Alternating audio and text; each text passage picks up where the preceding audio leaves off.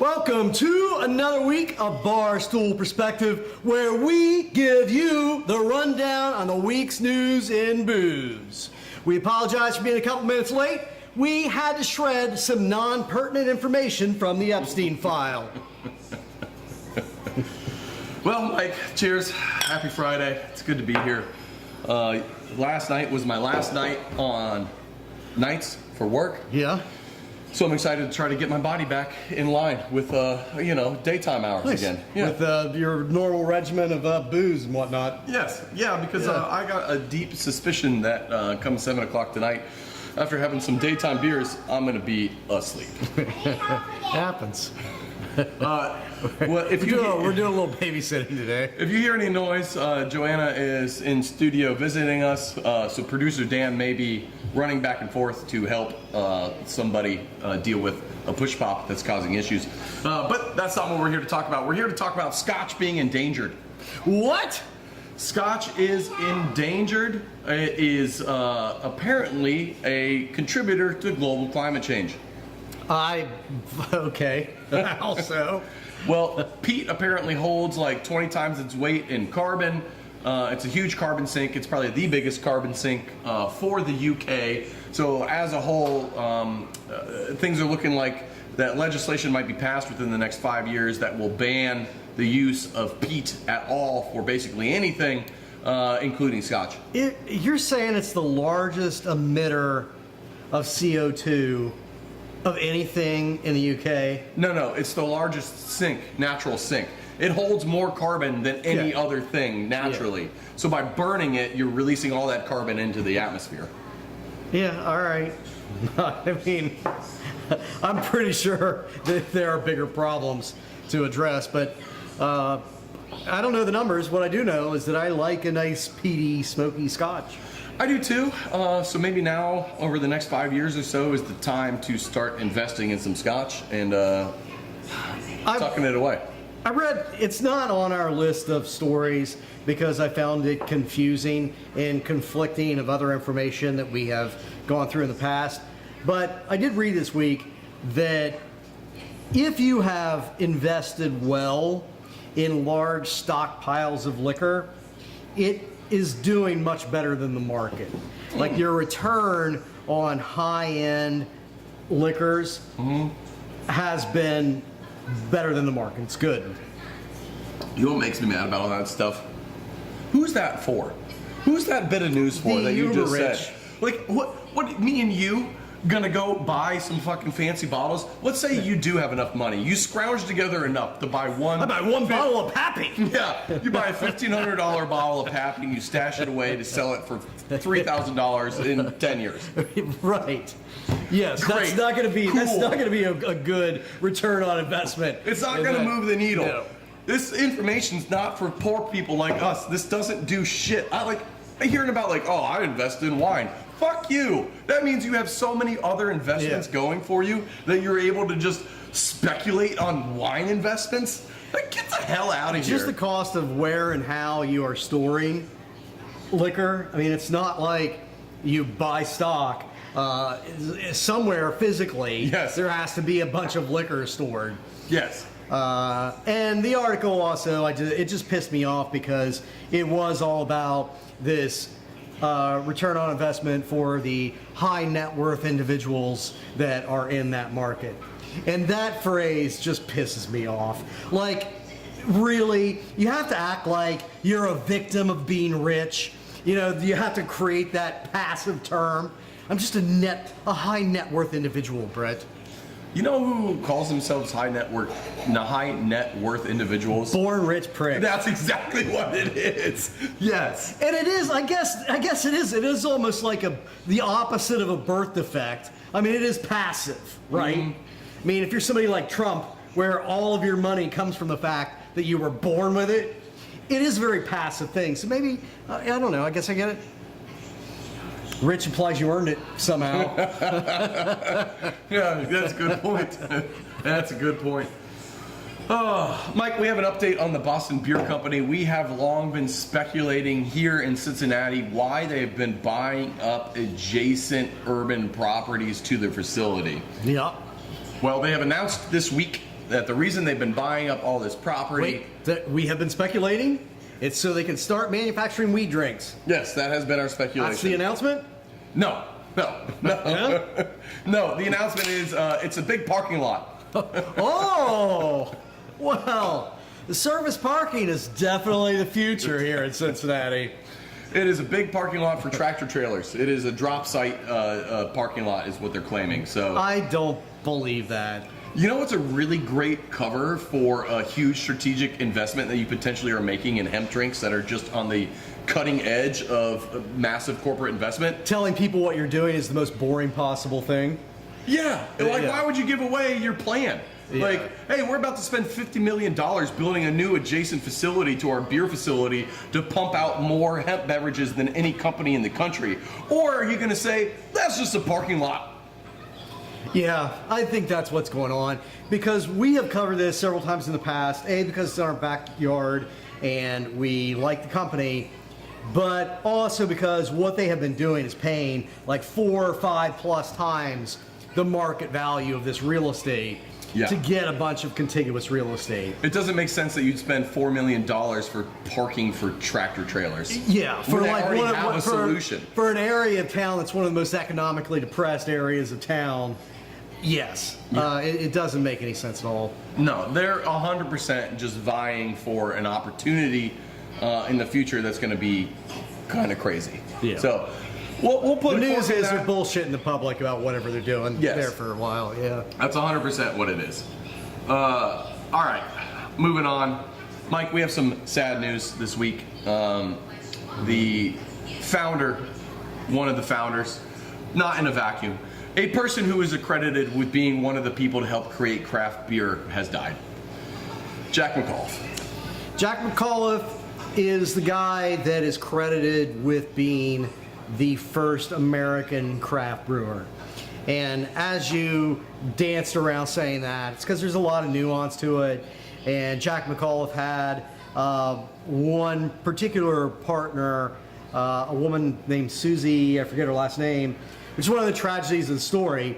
He really built this business in equal partnership with a woman who kind of get cut out of the history of the brewery. I mean, we're prime examples right now of why that happens. Yeah, because I blank on her name. I mean, we even interviewed Jack McAuliffe's estranged daughter about the whole situation, and she talked to us about the people behind Jack that didn't get as much credit, and we can't even remember their goddamn names.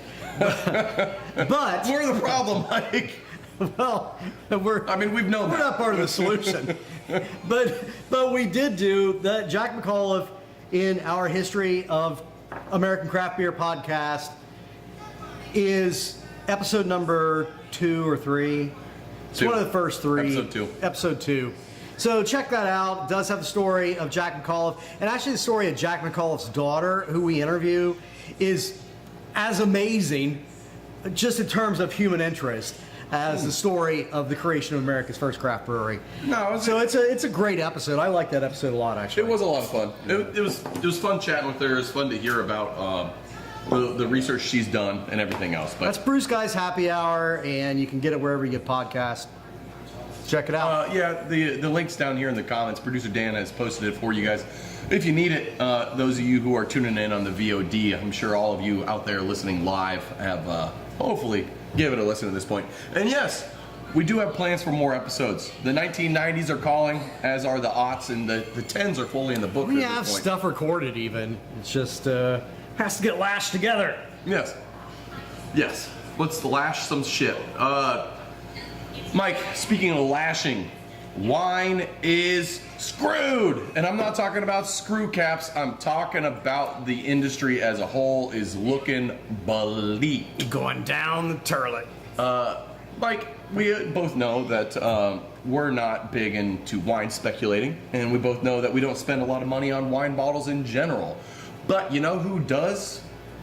Boomers! The boomers. The boomers control 70% of economic free money that you can just spend on bullshit like expensive bottles of wine.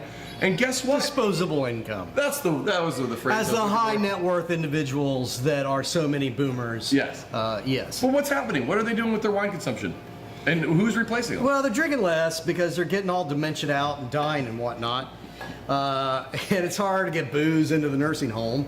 So right now, about 2 million of them a year are aging out of the wine market. And that's expected to grow to 4 million a year by 2030. Okay. Well, aren't young people getting older? Shouldn't this replace? Well, historically, that's what happened. I mean, historically, it's not like people got old and died, and those consumers were replaced by new consumers. Ironically, it's about 4 million people a year that come of legal drinking age. Okay. So it lines you up. should sort of trade off. The problem is that boomers have hoarded all of the money and rigged the tax structure so that they've screwed all the rest of us. And younger generations just don't have the disposable income to pay for wine the way the boomers have been paying for wine. Okay, so what you're saying is that in addition to Gen Z not liking drinking very much at all anyway, that the millennials and Gen Xers aren't lifting up the wine market either, like you would suspect. We're drunks, but we're not affluent drunks. Well, you know, it's something we've talked about in the past, and something, you know, that a lot of people probably talk about or think about, whether consciously or subconsciously, is value for your alcohol spend. And outside of like $2 chuck at Trader Joe's or going to Aldi and buying some cheap wine, you know, that's really tasty, or Costco or wherever your discount place is, by and large, wine's not a good value for what you get.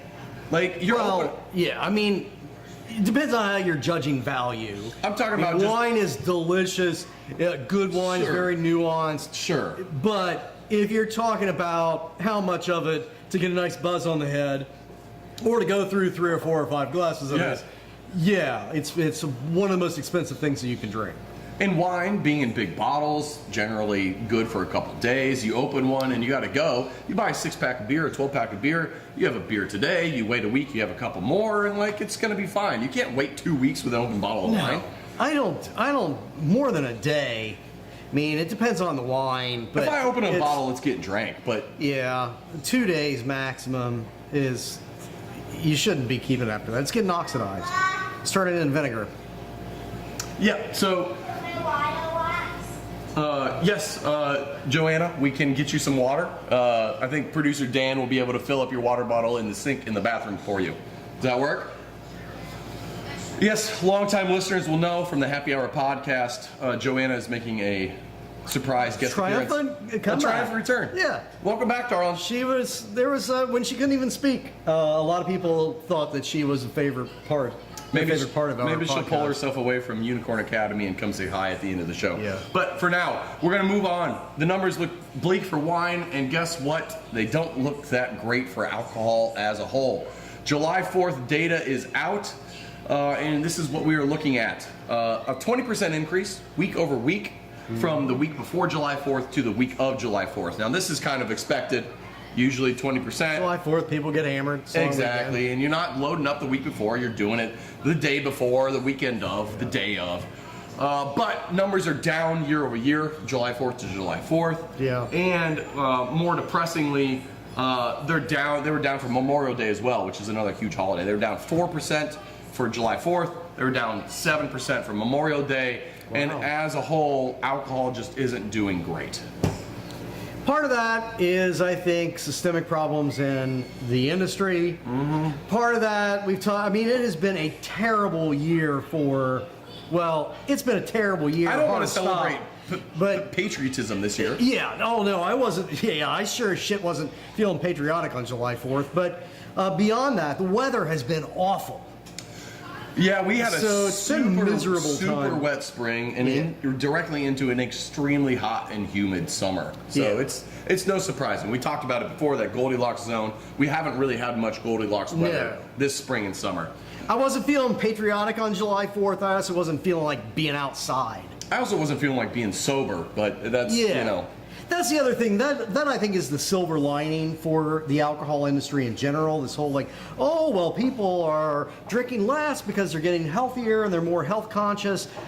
Read, listen to, or watch the news if you still can. You're going to have plenty of reasons to be drunk the further 2025 progresses. So I think that's the silver lining, Brett. Yeah. Motivation for alcoholism. Well, let's talk about that. The things that did well over July 4th holiday weekend. Just kind of depressed me even more. Top beers, Modelo was number one by dollars. It dropped a considerable amount, like 6% or so, but it's still number one by a wide margin. Number two, Michelob Ultra has passed Bud Light for total dollar I thought sales. that it already did that a long time ago. I think it was by something passed with volume or dollars. I don't know. So it's probably both now. It's both volume and dollars. I think we're there. So the beer stuff, like whatever, no big changes. Now what is interesting is the top 3 spirit brands over the July 4th holiday. The top was High Noon, passing Tito's. Tito's has long held the top spot. Tito's is number 2. High Noon a spirits? That's Yeah, it's made with vodka. Really? Okay. All right. Number 2, Tito's. Yeah. And number 3, in a surprise upset, Buzzballs. What? Buzzballs. That's number 3 liquor is Buzzballs? The number 3 most sold liquor over the July 4th holiday was Buzzballs. Who is Who in the buying? hell is hammering Buzzballs? To that degree, it's insane. Who's getting Buzzballs? Do you go to parties and they just got a bucket of balls? Like, I mean, we had some eggnog Buzzballs here in the studio for Christmas, but I'm not. Egg flavored milk. It was fine. Yeah. I'm not trying to slam Buzzball margarita. Oh my God! I hope I just puked a little bit in my mouth. That's terrible. That sounds awful. God. Mike. Hey, by the way, it's not. I'm not into just like pimping other stuff, but we did do one of our shorts. It answers the question of whether or not Mich Ultra and Natural Light are literally the same beer. Yeah. So if you haven't seen that, check it out. They might literally be the same beer. They might, in fact, literally be the same beer. Well, speaking of suspect highs that you might get off of a Buzzball, especially copious amounts of Buzzballs, Kratom has really been ramping up. Mike, give us the rundown on what the hell Kratom is, and then let's talk about what's going on. I know about Kratom because of a class action lawsuit that was filed in Washington State this week. I personally had never heard of it because I like to get high in old school ways. Yeah. But Kratom is apparently a really big rage that I wasn't aware of. This company that's getting sued, it's like a Miter 9, or I might be messing that name up. It's something like that. But Mitra 9. Mitra 9. So these guys make these non-alcoholic drinks that get you high, and they advertise them as, you know, bio drinks. They're made from natural ingredients. They make it sound very healthy. And it is, in fact, it's made from the plant, the tree that grows in Southeast Asia. But cocaine starts out from a plant as well. Yes. And So does opium. And yeah, so does opium. And actually, this binds to the same neuroreceptors as opium, morphine. So it acts like an opiate. It's not addictive then, right? Well, according to this class action, it is equally as addictive as opiates. And the addiction, the physiological addiction, can be kind of slower to grow because of the way that you ingest it in these drinks and various capsule forms. But people are becoming addicted to it. And if you don't have it, your withdrawal symptoms are the same as opium withdrawals, as opiate withdrawals. So really sweaty, nauseous, you can't function, you can't concentrate. And also, like opiates, it has a tolerance threshold. And so you need to keep, consume more physiologically, you need to keep consuming more and more and more of it to not go into withdrawals. So it's not, it's natural, but so's arsenic. Well, what kills me is the high's not even that enjoyable. I've never done it, but it doesn't sound like it. It's one of the things that's weird about it is that at low doses, it's supposed to be a stimulant, but somehow at high doses, it becomes a depressant. I don't know how a drug shifts like that, but it's supposed to produce at high levels psychotic symptoms. Okay. It just seems unpleasant. Well, I Kind of don't. like bath salts. Natural bath salts. Oh. Yeah. Great. Yeah. Well, I kind of don't. Oh my goodness! I hope that doesn't really go anywhere. Kratom sounds like it's actually kind of a blight, and it probably is good that it gets shut down. Speaking of things that are getting shut down, Mike, would you like to have your car shut down on you? No. What about randomly without your control or consent?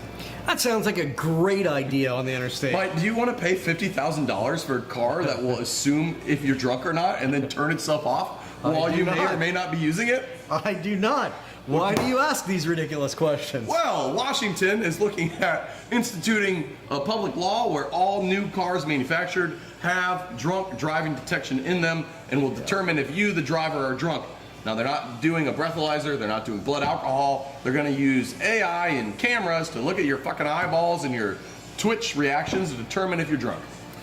Yeah, and this is one of those things where if it worked right, okay, maybe it's a good idea. Although even if it works right, if it's deciding that you are intoxicated per the car's opinion, an hour into driving from wherever you're from, you may be in the middle of nowhere. Yeah, yes. Can you imagine pulling off at the rest stop and then you get back in and the car's like, nope, you're fucked, you're drunk. Yeah, and I don't know how quickly it shuts the car down, but if you're on the interstate, I mean, it just like turns your car off and you got to coast off to the median if there is one. I mean, how long and if before there it just isn't, you're narcs just on in you? the middle. What if it doesn't shut your car off? It just calls the cops on you while you're driving. Right. And Your own damn car that you paid $50,000 for is going to narc on you. The problem is I don't trust this technology at all because they call it comparable to that like lane shifting technology where your car will like jerk itself back into a lane if it determines that you're driven out of your lane. We have a child break. You need another wet napkin? Okay, I think producer Dan can get you one out of the bathroom. Why don't you go over there with him? We're almost done recording the news, okay? Pardon the interruption. I've driven rental cars that have that like lane control thing. Yeah. And it drove me batshit. When you feel the car resist when you're moving and Yeah, all? I'm doing a perfectly fine, sober job of driving the car, and the car will just like jerk the wheel. You know, like the car's trying to kill me. Oh, thanks. Thanks for your help. I like that you had to qualify your driving as sober. I mean, I'm saying it wasn't, I was not all hammered, drifting out of the lane. It's morning. I'm fine. I'm not tired. I'm not sleepy. I don't need the car driving itself. So I don't trust any of this technology. I hate the new version of cruise control where the car, all of this bullshit where the car is partially driving itself. Adaptive cruise is amazing, and that you're wrong. You're wrong on that. I am Adaptive not. cruise is awesome. You It's said that awful. cruise to like 90, and then you get in the left lane and you just haul ass. It's great. Yeah. Yeah. Until the person in front of you. I put my lane control on, I put the adaptive cruise on, and I take a nap. I put on some LeVar Burton Reed's podcast. He tells me a little bit of story, and I'm asleep. If you get to that point, like I don't really want to see self-driving cars, but I get the rationale. It's fine. If the car is going to do 100% of its driving for me, all right, I'll take a nap or I'll drink some beers. But this hybrid bullshit in between of where I'm still in control of the car except for when the car decides to take control away from me, I don't like any of that technology. Listen, let's get fully self-driving. Get rid of the front seats altogether. It's just one big open back seat. We have a little bar in the middle. Yeah, a little bar. We got like Right. turn the back seat into like a little closet, like private bathroom, in case you got to pee. Sure. Or we were not stopping all the time. Yeah. Or we're housing margaritas. Yeah. Like this. Now this is the kind of life I can live. Yeah, it's not Let bad. me get drunk and pass out in the car and wake up at the beach. And you could do like, yeah. And the restroom's not even difficult. I mean, it's just like sort of like the way camper vans work. Yeah, it's just a whatever, little piss tank. It's just like No one should be pooping in the car toilet. It just feels like an airline, more like an airline. Yeah. Like it just goes out in the. Oh, you just flush it road. on the street. Yeah. Just get to work on that, Elon. You're full of fantastic ideas. Well, Mike, we're pushing up against our time limit, so what story do you want to go into? Do you want to go into Gen Z messing up Virgin Airlines, AI taking over Amazon, or Irish pubs going the way of the dodo? Well, let's talk about the Irish. What's going on with Irish pubs? They're dying. They sure are dying. They are dying at a rapid clip. Yeah. Like oodles, hundreds a year. Yeah. And it's not really rocket science of why they're dying. It is taxes and it's regulations, and it's then just higher costs on utilities and labor and transportation and everything else. It's all the economic stuff that we're dealing with here in the States. You look at the Irish pub, particularly in rural areas, it faces the same economic problems as the great American dive bar. And we are both huge fans and lovers of dive bars, but they are an astoundingly, they're on the absolute brink of extinction. It's almost impossible anymore to continue to run a bar with reasonable prices. Yes. And just a neighborhood place. I mean, there's only a handful in any given city anymore, it feels like. And they always have to be owned by somebody that has owned the real estate for A at very least long a time. generation. Yes. And it's a lot of the same economics, and it's very unfortunate.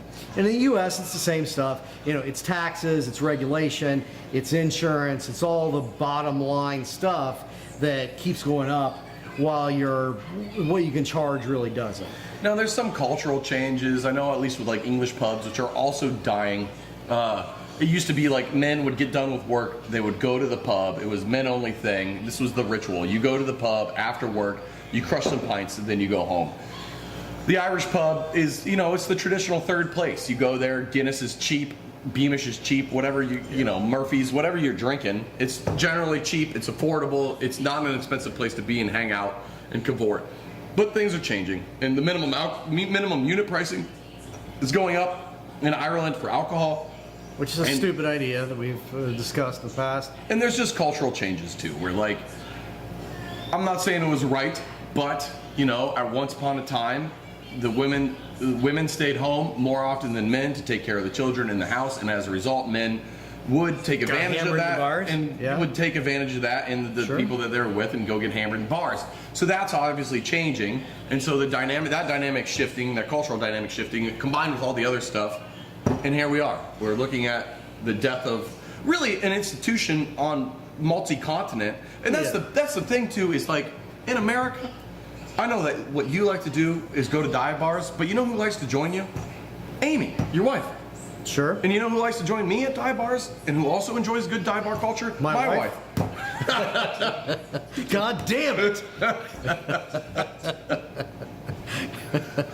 So it doesn't need to be a gender-based thing, is my point. It's like the cultural divide was there at one point in time, but I think we can get rid of that, because really what the pub is it's a place to escape the bullshit that is capitalism and being an underclass individual, a non-high net worth individual. Right. It's a way to find solace in your community and others and escape a little bit. And the fact that that's going away is just, man, it sucks. What do we have left besides fucking goddamn social media and sit on our asses? AI and social media, bro. AI and the TikTok stare. And your car shutting itself off. Mike, one last thing on this that just blows my GD brain. $10 billion is the amount of online grocery shopping that this country does in a month now. $10 billion a month. Now that's still a fraction of the overall grocery sales in a given month, but the fact that like all these people, like what?